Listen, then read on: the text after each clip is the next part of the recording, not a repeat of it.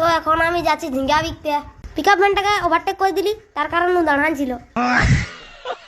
Pickup van পাইরাং গেলি, বাঁধ পাইরাং গেলি, বলছিল আলি কেন তোলা খার পাইরাং গেলি, অ্যামাজন জঙ্গল ঢুকে গেলি। ঝিঙ্গাটা সাইজ দেখছো একদম বুর্জ খলিফা। অ্যামাজনের জঙ্গলে এনাকোন্ডা বাইরে যাবে, এই জন্য জোরে গাড়ি ফাটাতে ছিলি শালা।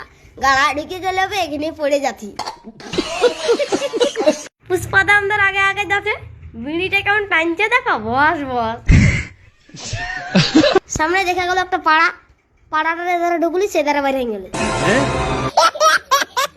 তারপর বিল ঝাড় পায়রে সোজা উঠে গেলি মেয়ার রোডে। দেড়ওয়া যাবো বলতেছিলি বিকতে, ওখানে আরো নগদ পয়সা দিবে না, এই জন্য মালমা দিয়ে নিয়ে আলি।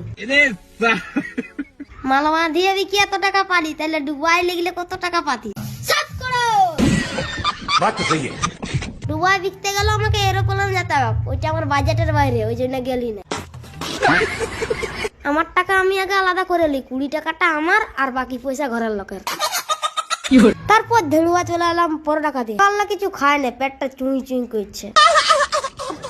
আমি দেখছি ও পরোটা দিছে, ও পরোটা দিছে আমি দেখছি। পরোটা খালি, সেন্টার ফুড খালি, গাড়ি ভাঙাই ঘর চলে আলি। ঘর আলি, ব্যাগটা রাখলি, ছিঁড়া খাটটা ঘুমানো ছিল বিছান দিলি।